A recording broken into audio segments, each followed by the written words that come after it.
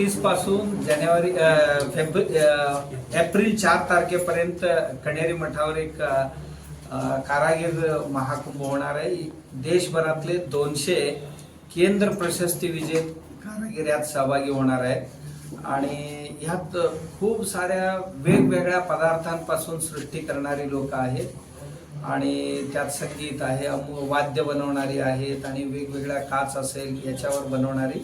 तर हे एवढ्यासाठीच आयोजित केलेले की यातून नव्या पिढीने काहीतरी शिकावं आणि ते पुन्हा ते स्वतः एक एंटरप्रेनर बनावं, म्हणजे मेक इन इंडियाला एक बळ मिळावं, हा त्यामागील हेतू आहे। म्हणून बचत गटाची महिला असतील, स्कूल कॉलेजेसचे विद्यार्थी असतील, बेरोजगार युवा युवती असतील आणि त्यांना हे खूपच उपयोगी राहणार आहे।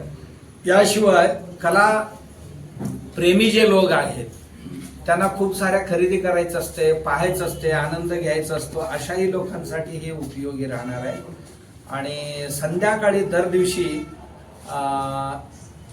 6 ते 8 या कालावधीत सांस्कृतिक कार्यक्रम सुद्धा आहेत, ज्यामध्ये वेगवेगळ्या वाद्यांची स्पर्धा ठेवलेली आहे। आपण हलगी वादन आहे, ढोल वादन आहेत, धनगरी ओव्या आहेत आणि त्यानंतर सकाळपासून रात्रीपर्यंतची आमची मराठी संस्कृतीची जे कार्यक्रम आहेत ती आहेत आणि दशावतार सारखे नाटक सुद्धा आपण जे कोकणात होतात आपल्याकडे बोलवले त्यांना त्याही होतील।